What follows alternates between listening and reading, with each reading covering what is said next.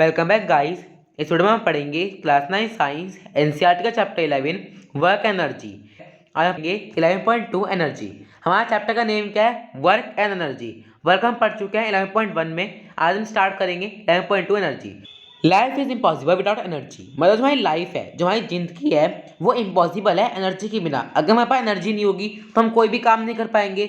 जो भी हम वर्क करते हैं, जो भी हम काम करते हैं, हमें सब काम करने के लिए एनर्जी जरूरत पड़ती है। मतलब एक पावर चाहिए होती है। The demand for energy is ever increasing. Energy की जो डिमांड है वो हमेशा बढ़ती रहती है। कभी हम कोई काम कर रहे हैं, कभी हम कोई काम कर रहे हैं, तो एनर्जी की जो डिमांड है वो हमेशा इंक्रीज होती रहती है। Where do we get from energy? अब उन्होंने यहाँ पे हमें क्वेश्चन पूछा है कि हमें एनर्जी कहाँ कहाँ से मिलती है, मतलब एनर्जी के सोर्सेज क्या हैं। The sun is the biggest natural source of energy to us. जो सन है, मतलब जो सूरज है, वो यहाँ पे सबसे बड़ा नेचुरल सोर्स है एनर्जी का। Many of our energy sources are derive from the sun. हमें सन से काफ़ी सारी एनर्जी सोर्सेज मिल जाती हैं। We can also get energy from the nuclei of atom. Atom का जो न्यूक्लियाई होता है ना, जो एटम्स होते हैं उनका जो न्यूक्लियाई होता है उसमें भी एनर्जी होती है। अर्थ के इंटीरियर में, टाइड्स मतलब लहरें, इन सब में क्या होती है? एनर्जी होती है। Can you think of other sources of energy? क्या आप एनर्जी के कुछ और अदर सोर्सेज सोच सकते हो? अब यहाँ पे एक्टिविटी 11.5 है। इसके अंदर हमें क्या करना है? हमें यहाँ पे एनर्जी के कुछ सोर्सेज सोचने हैं। A few source of energy are listed above. There are many other sources of energy. Energy ना बहुत तरीके की होती हैं। Discuss in small group how certain source of energy are due to the sun. है ना, सन से हमें कौन कौन सी एनर्जी मिलती है उनका एक स्मॉल ग्रुप बनाओ। Are there source of energy which are not due to the sun. और कुछ ऐसी सोर्स ऑफ एनर्जी भी होंगी जो कि हमें सन से नहीं मिलती। The word energy is very often used in our daily life. जो एनर्जी वर्ड है ये हम अपनी रोजमर्रा की लाइफ में काफ़ी ज़्यादा यूज़ करते हैं। पर साइंस के अंदर ना, यहाँ पे एनर्जी के लिए एक डेफिनेट क्या है, एक डेफिनेट मीनिंग है और एक डेफिनेट प्लीज है। अब देखो यहाँ पे ना साइंस के अंदर आपको एनर्जी का कुछ अलग ही मतलब मिलेगा, और एनर्जी यहाँ पे साइंस में बिल्कुल डेफिनेट है। Let us consider the flowing examples. अब हम यहाँ पे कुछ एग्जाम्पल लेते हैं एनर्जी को समझने के लिए। When a fast moving cricket ball hit a stationary wicket. अब मान लो यहाँ पे कोई विकेट खड़ा है, ठीक है, जो क्रिकेट विकेट होता है ना वो खड़े हुए हैं यहाँ पे, और एक बहुत फास्ट बॉल आ रही है, ठीक है, एक बॉल है, उसने बहुत फास्ट बॉल यहाँ पे इन तीनों के ऊपर मारी। तो क्या हुआ? ये जो यहाँ पे तीनों के तीनों यहाँ पे स्टंप है ना, जो स्टेशनरी विकेट है, ये क्या हुए? The wicket is thrown away. ये तीनों के तीनों जो विकेट है ये हवा में उड़ गए। सिमिलरली इसी तरीके से an object when raised to a certain height get the capability to do work. तो यहाँ पे क्या लिखा हुआ है? अगर हम किसी ऑब्जेक्ट को एक हाइट पे ले जाते हैं, एक ऊंचाई पे ले जाते हैं, तो उसके अंदर एक एनर्जी आ जाती है। You must have seen that when an raised hammer falls on a nail placed on a piece of wood, it drives the nail into the wood। आपने कभी देखा होगा जब हम कोई कील होती है, कील मतलब नेल होता है कील, और हैमर मतलब हथौड़ा। तो जब आप किसी कील के ऊपर हैमर से एक फोर्स लगाते हो, है ना, उसके ऊपर एक एनर्जी लगाते हो, उसके ऊपर आप जब हथौड़े को कील के ऊपर मारते हो, तो जो कील है, जो नेल है, वो वुड के अंदर चली जाती है या फिर वॉल के अंदर चली जाती है। We have also observed children winning a toy, such a toy car, and when a toy is placed on the floor, it start moving। तो आपने कभी देखा होगा जो बच्चे होते हैं वे टॉय से खेलता है ना, and when a toy is place on the floor, और जैसी टॉय को हम फ्लोर के ऊपर रखते हैं तो क्या होता है? वो जो टॉय है वो चलना शुरू कर देता है। When a balloon is filled with air. जब हम किसी बलून को हम एयर से भर देते हैं, मतलब हवा से भर देते हैं, and we press it, we notice a change the shape. अगर आप किसी बलून को एयर से भर दोगे और उसके ऊपर एक फोर्स लगाओगे, मतलब उसे दबाओगे, तो क्या होगा? We press it, we notice a change the shape. उसकी जो शेप है ना, अब बलून जो होता है वो सर्कल होता है, और उसकी जो शेप है वो थोड़ी चेंज हो जाएगी। As long as we press it gently, it can come back to it original shape when the force is withdraw. जब हम फोर्स को विड्रॉ कर लेंगे, मतलब यहाँ पे बलून है, आपने यहाँ फोर्स लगाई हुई है, तो बलून क्या हो जाएगा? थोड़ा पिचक सा जाएगा, है ना। जब आप धीरे धीरे उसके ऊपर से फोर्स हटाना शुरू कर दोगे, तो जो बलून है वो दोबारा क्या हो जाएगा? अपनी शेप में आ जाएगा, ठीक है। However, if we press the balloon hard, it can even explode, producing a blasting sound। अगर आप बलून को बहुत तेज से दबाओगे तो क्या होगा? जो बलून है वो फट भी सकता है, वो ब्लास्ट हो सकता है, और वो एक ब्लास्टिंग साउंड करेगा। In all these examples, the object acquired through different means the capability of doing work। तो इन सब एग्जाम्पल से हमने क्या समझा? ये सब जो एग्जाम्पल्स हैं इनके अंदर यहाँ पे क्या हुआ? जो ऑब्जेक्ट है उनके ऊपर अलग अलग तरीके क्या लग रही है? फोर्स लग रही है। The capability of doing work, वे सब क्या हो रहे हैं? उनका जो वर्क है, मतलब जो उनकी कैपेबिलिटी है वर्क करने की, जितना वे काम कर सकते हैं वो सब अलग अलग है, ठीक है। कोई ऑब्जेक्ट कितना काम कर सकता है, कोई ऑब्जेक्ट कितना काम कर सकता है, यह सब ऑब्जेक्ट अलग अलग काम कर सकते हैं। An object having a capability to do the work is said to possess energy. देखो यहाँ पे क्या लिखा हुआ है, जब किसी ऑब्जेक्ट के पास object having a capability to do work, जब कोई ऑब्जेक्ट वर्क को करने की कैपेबिलिटी में होता है तो हम कह सकते हैं कि उसके पास एनर्जी है, उसने एनर्जी गेन कर ली, उसने एनर्जी ले ली, अब वो काम कर सकता है। The object which does the work lose energy, और जो ऑब्जेक्ट यहाँ पे काम कर रहा होता है, विच डज द वर्क मतलब जो काम कर रहा है वो वाला ऑब्जेक्ट अपनी एनर्जी धीरे धीरे लूज करता रहता है। And the object on which the work is done, और जो ऑब्जेक्ट वर्क कर चुका है क्या होता है, वो एनर्जी दोबारा गेन कर लेता है। How does an object win energy do work, अब यहाँ पे ये चीज़ क्या लिखी हुई थी, हम इसको एक एग्जांपल से समझेंगे। देखो, how does an object with energy do work, मतलब कोई एक ऑब्जेक्ट एनर्जी के साथ, अगर किसी ऑब्जेक्ट के अंदर एनर्जी होती है तो वो काम कैसे करता है। An object that possess energy can exert a force on another object. अब देखो, जब किसी ऑब्जेक्ट के पास एनर्जी होती है, ठीक है, तो क्या करता है, वो यहाँ पे एक फोर्स लगाता है दूसरे ऑब्जेक्ट पे।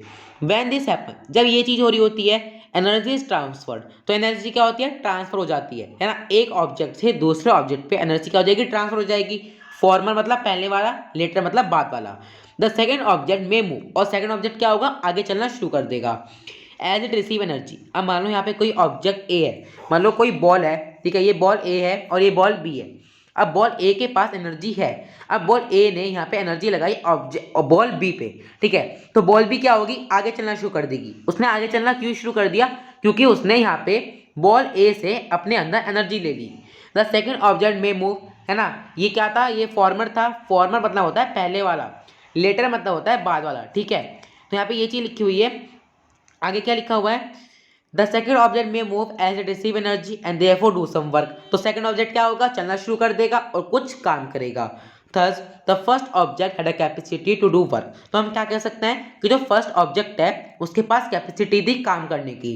This implies that any object that possess energy can do work, तो हमें इन सब एग्जाम्पल से क्या समझ में आता है कि यहाँ पे कोई भी जो ऑब्जेक्ट होता है ना, वो क्या करता है, जब वो अपने अंदर एनर्जी ले लेता है तो वो वहाँ पे वर्क कर सकता है। जैसे बॉल बी ने अपने अंदर एनर्जी ले ली बॉल ए से, तो उसने वहाँ पे क्या करा, वो उसने वहाँ पे मूव करा, मतलब उसने वहाँ पे कुछ काम करा।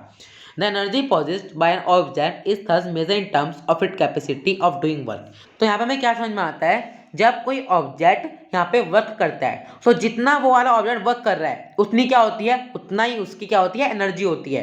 तो हम पता लगा सकते हैं कि किस ऑब्जेक्ट की कितनी एनर्जी है, उस ऑब्जेक्ट की उतनी ही एनर्जी होगी जितना वो काम करेगा। Therefore the same as that of work, अब यहाँ पे आपको ये चीज़ बिल्कुल याद रखनी है कि जो वर्क की यूनिट है, वर्क की यूनिट क्या है, जे मतलब जॉइल या फिर न्यूटन मीटर। इसकी जो वर्क की जो यूनिट है वही किसकी यूनिट है, एनर्जी की यूनिट भी बिल्कुल सेम होती है, ठीक है। तो आपको यहाँ पे इजी हो गया, आपको यहाँ पे याद नहीं करना पड़ेगा, आपने वर्क की यूनिट तो पहले याद कर ली थी, अब आपको एनर्जी की यूनिट भी याद हो जाएगी, क्योंकि वर्क और एनर्जी की जो यूनिट है वो बिल्कुल सेम है। 1 J is the energy required to do 1 joule, मतलब जो 1 J है, मतलब जो 1 J क्या है, एनर्जी है। अब जो 1 J एनर्जी है उसे क्या चाहिए, उसे 1 J काम करेगी। अब कोई ऑब्जेक्ट यहाँ पे 1 J वर्क कर रहा है, कितना वर्क कर रहा है, 1 J वर्क कर रहा है, तो उसमें एनर्जी कितनी होगी, 1 J होगी। अगर कोई ऑब्जेक्ट 10 J काम कर रहा है तो उसकी एनर्जी कितनी होगी, 10 J होगी, ठीक है। Some time a larger unit of energy, energy की जो लार्जर यूनिट है उसको हम कुछ इस तरीके से ले लेते हैं किलो में, ठीक है, यहाँ पे जे में ना लेके हम उसको किलो में ले लेते हैं। इज यूज, और 1 kg मतलब 1 kg किसके इक्वल में आता है, 1000 जॉइल के मतलब जे के, ठीक है। तो यहाँ पे हमें क्या समझ में आता है, जब कोई ऑब्जेक्ट अपने अंदर एनर्जी पॉजेस कर लेता है, मतलब एनर्जी गेन कर लेता है, तो वहाँ पे कुछ काम कर सकता है। और हमें कैसे पता चलेगा कि इस वाले ऑब्जेक्ट की इतनी एनर्जी है जितना वो काम करेगा, ठीक है। और यहाँ पे एनर्जी, यहाँ पे जो एनर्जी है और जो वर्क है, इनकी जो यूनिट है वो बिल्कुल सेम होती है। अब आता है 11.2.1 फॉर्म्स ऑफ एनर्जी, ये यहाँ पे इंपॉर्टेंट है क्योंकि इसमें यहाँ पे हमें एनर्जी की फॉर्म बता रखी है, मतलब एनर्जी कुछ यहाँ पे टाइप्स। देखो, luckily the world we live in provides energy in many different forms, तो हमारे वर्ल्ड के अंदर ना जो एनर्जी है वो बहुत तरह की है, जैसे कि potential energy, kinetic energy, heat energy, light energy, chemical energy और इलेक्ट्रिकल एनर्जी, ठीक है। तो हम आगे चैप्टर में ना इन सब एनर्जी को डिटेल में पढ़ेंगे। देखो यहाँ पे हमें दे रखा है काइनेटिक एनर्जी, ठीक है। इसके बाद हमें यहाँ पे दिया हुआ है क्या, देखो यहाँ पे आपको मिल जाएगा, ये दे रखा है, यहाँ पे देखा है पोटेंशियल एनर्जी। इस तरीके से हम यहाँ पे कुछ एनर्जी पढ़ेंगे, ठीक है, डिटेल में। तो यहाँ पे ये चीज़ आपको याद करनी है कि एनर्जी कितने तरह की होती है, मतलब एनर्जी को टाइप्स पूछ सकते हैं, फॉर्म्स ऑफ एनर्जी बताओ, मतलब एनर्जी कितने तरह की होती है, तो वहाँ पे कुछ नाम लिख सकते हो आप, kinetic energy, potential energy, chemical energy, ठीक है। अब यहाँ पे एक क्वेश्चन पूछा है, how do you know that some entity is form of energy, discuss with your friends and teachers, ठीक है। अब यहाँ पे ना हमें ना जेम्स प्रेस्कॉट जोएल के बारे में कुछ दे रखा है।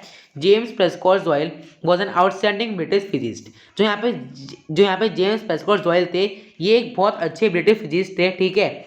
तो इन्होंने यहाँ पे इलेक्ट्रिसिटी के ऊपर काफ़ी ज़्यादा रिसर्च करी थी, इसलिए हमने वर्क और एनर्जी की जो यूनिट है उसको हमने इनके नाम से रखी थी, ठीक है। तो इनका नाम क्या है, यहाँ पे क्या आता है, जॉयल आता है, तो हमने एनर्जी और वर्क की जो यूनिट है उसको भी क्या रख दिया, जे रख दिया, ठीक है। He is best non for his research in electricity. Electricity में उन्होंने काफ़ी सारी रिसर्च करी थी, इलेक्ट्रिसिटी एंड थर्मोडायनेमिक्स, ठीक है। थर्मोडायनेमिक्स और इलेक्ट्रिसिटी में उन्होंने काफ़ी सारी रिसर्च करी थी। He also verified experimental the law of conservation of energy and discovered the value of the mechanical equivalent।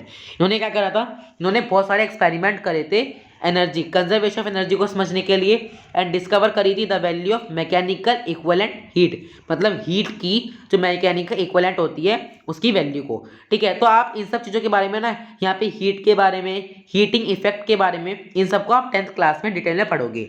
The unit of energy and work called Joel. तो हम यहाँ पे एनर्जी और वर्क यूनिट का लेते हैं, जॉयल लेते हैं। कब हमने जॉयल कैसे रखी, इनके नाम के बाद, ठीक है। तो इस यूनिट बस इतना ही करेंगे हम। पार्ट 4 में पढ़ेंगे 11.2.2 kinetic energy. Thank you for watching.